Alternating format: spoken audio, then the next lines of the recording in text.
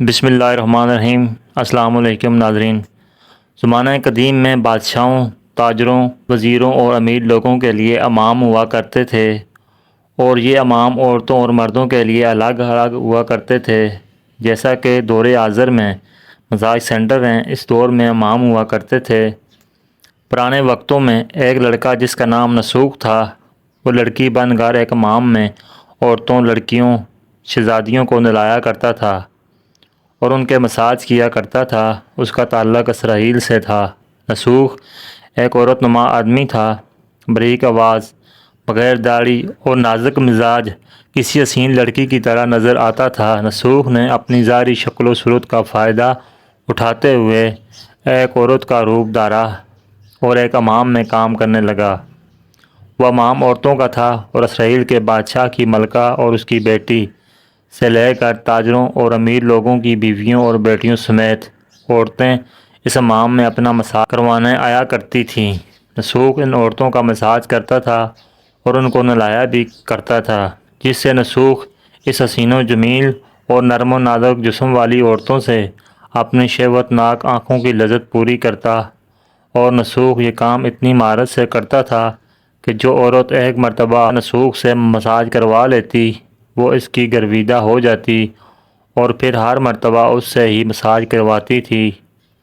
ان عورتوں میں ملکہ، شہزادی اور دیگر امیر لوگوں کی عورتیں بھی شامل تھیں۔ نسوخ کی حقیقت کوئی نہیں جانتا تھا۔ یہ کام نسوخ کا ذریعہ معاش بھی تھا، وہ اس سے پیسے بھی کماتا تھا اور اس کے ساتھ ساتھ حسین و جمیل عورتوں کے جسموں سے بھی لطف اندوز ہوتا تھا۔ نسوخ کے ضمیر نے کئی مرتبہ اس کو ملامت کی۔ ضمیر کی ملامت پر نسوخ توبہ کر لیتا اور اس شیطانی عمل سے دور رہنے کا ارادہ کرتا، لیکن پھر وہ توبہ توڑ دیتا۔ پھر ایک دن بادشاہ کی بیٹی امام میں ہمیشہ کی طرح نسوخ سے مساج کروانے گئی۔ مساج کے بعد پتہ چلا کہ شہزادی کا ہیروں سے جڑا ہار نہیں مل رہا۔ شہزادی نے حکم دیا کہ سب کی تلاشی لی جائے۔ نسوخ اپنا راز فاش ہونے کے ڈر سے ایک جانب جا کر چھپ گیا اور دل میں سوچنے لگا اور کہنے لگا، یا اللہ مجھے معاف کر دے اور میرا راز رکھ لے، میں آئندہ کے بعد اس شیطانی عمل سے توبہ کرتا ہوں۔ ابھی نسوخ دعا ہی مانگ رہا تھا کہ شہزادی کی آواز آئی، نسوخ کو تلاش کرنا بند کر دو، ہار مل گیا ہے۔ اس کے بعد نسوخ نم آنکھوں کے ساتھ شہزادی کے پاس آیا اور اجازت طلب کر کے گھر چلا گیا۔ گھر جانے کے بعد بھی اس کے خوف و آو پکار وہ قدرت کا کرشمہ دیکھ چکا تھا اور اس نے اب سچی توبہ کر لی تھی۔ اس نے حمام جانا بھی بند کر دیا، جس کی وجہ سے کافی دن بعد شہزادی نے نسوخ کی غیر موجودگی کی وجہ سے اسے پیغام بھیجا اور حمام میں آ کر مساج کرنے کا کہا، لیکن نسوخ نے اس بہانے سے بات ٹال دی کہ اس کے ہاتھوں میں درد ہے، جس کی وجہ سے وہ مساج نہیں کر سکتا۔ کچھ دن بعد پھر سے شہزادی کا پیغام آیا، لیکن نسوخ نے پھر سے وہی بہانہ لگا دیا اور بات ٹال دی۔ نسوخ نے سوچا کہ اب اس شہر میں رہنا مشکل ہو رہا ہے، چونکہ شہر کی تمام عورتیں نسوخ سے مساج کروانے کی عادی ہو چکی تھیں اور اس کی مہارت کی گرویدہ تھیں۔ چنانچہ نسوخ اس شہر سے کہیں دور ایک پہاڑی پر چلا گیا اور وہاں ڈیرا لگا کر یاد الہی میں مشغول ہو گیا۔ ایک دن اس نے اپنے پاس ایک بھینس کو دیکھا جو کہ گھاس کھا رہی تھی۔ اس نے سوچا کہ شاید یہ کسی چرواہے کی بھینس یہاں آ گئی ہے، یہاں تک کہ اس کا مالک نہیں آ جاتا، میں اس کی دیکھ بھال کر لیتا ہوں اور جب وہ واپس آئے گا اسے واپس کر دوں گا۔ یہ سوچ کر اس نے بھینس کو ساتھ لیا اور چلا گیا۔ ایک دن ایک تجارتی قافلہ راستہ بھٹک کر نسوخ کے پاس آ گیا۔ قافلے کے لوگ پیاس سے نڈال تھے۔ انہوں نے نسوخ سے پانی طلب کیا تو نسوخ نے سب کو بھینس کا دودھ پلایا۔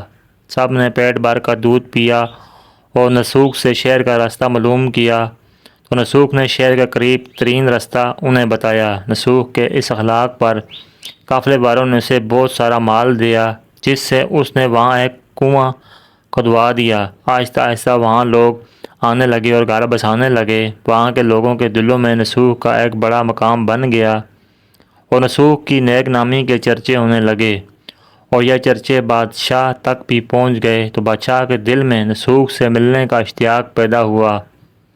اس نے نسوخ کو پیغام بھیجا کہ بادشاہ سلامت تم سے ملنا چاہتے ہیں، لیکن نسوخ نے یہ کہہ کر انکار کر دیا کہ مجھے بہت سے کام ہوتے ہیں، میں بادشاہ سے نہیں مل سکتا۔ نسوخ کے انکار پر بادشاہ کو تعجب ہوا، لیکن اس بے نیازی پر اس نے دل میں نسوخ کو دیکھنے کی مزید اشتیاق پیدا ہوا۔ اس نے کہا کہ اگر نسوخ یہاں نہیں آ سکتا تو ہم خود نسوخ سے ملنے چلیں گے۔ چنانچہ بادشاہ اپنے کرندوں کے ساتھ نسوخ سے ملنے روانہ ہوا۔ قدرت کا کرنا ایسا ہوا کہ جب بادشاہ نے نسوخ کے علاقے میں قدم رکھا، قدرت کی طرف سے ملک الموت کو حکم ہوا کہ بادشاہ کی روح قبض کر لی جائے۔ بادشاہ وہاں انتقال کر گیا۔ چونکہ بادشاہ عقیدت مندانہ نسوخ سے ملنے آ رہا تھا اور رعایا بھی نسوخ کی نیک نامی کی گرویدہ تھی، تو نسوخ کو بادشاہ کی جگہ تخت نشین کر دیا گیا۔ نسوخ نے بادشاہ بننے کے بعد اپنے علاقے میں عدل و انصاف کے قوانین بنائے اور ان پر عمل کرنے کے احکامات جاری کیے۔ پھر وہی شہزادی جس کا نسوخ ماہ میں مساج کیا کرتا تھا اور اسے نہلایا کرتا تھا، اس سے شادی کر دی گئی اور وہی ملکہ کے عہدے پر فائز ہو گئی۔ ایک دن نسوخ اپنے محل میں بیٹھا لوگوں کو نیکی کا درس دے رہا تھا کہ ایک شخص بولا کہ جناب، کچھ سال پہلے میری بھینس گم ہو گئی تھی۔ میں نے اسے تلاش کرنے کی بہت کوشش کی لیکن وہ مجھے نہ مل سکی، میری مدد کریں۔ نسوخ نے اس شخص کا جواب دیا کہ تم بالکل بھی فکر مت کرو، تمہاری بھینس میرے پاس ہی ہے۔ آج میں جو بھی ہوں تمہاری اس بھینس کی وجہ سے ہوں۔ اس پر نسوخ نے اپنے کرندوں کو حکم دیا، میری دولت میں سے آدھا حصہ اس بھینس کے مالک کو دے دیا جائے اور اسے اس کی بھینس بھی لوٹا دی جائے۔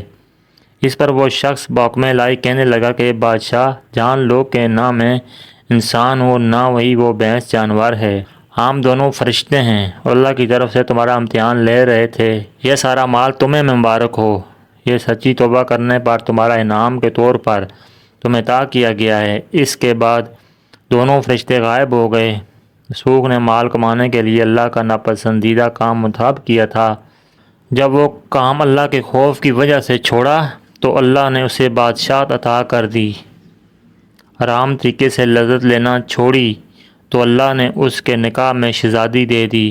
اللہ پاک ہمیں سچے دل سے توبہ کرنے کی توفیق عطا فرمائے اور مرتے دم اس توبہ پر قائم رہنے کی توفیق عطا فرمائے۔ ناظرین کرام، ویڈیو اچھی لگی تو لائک کیجئے اور اچھی ویڈیوز کے لیے ہمارے چینل کو سبسکرائب کیجئے۔ ویڈیو دیکھنے کا بہت بہت شکریہ۔ جزاکم اللہ خیر۔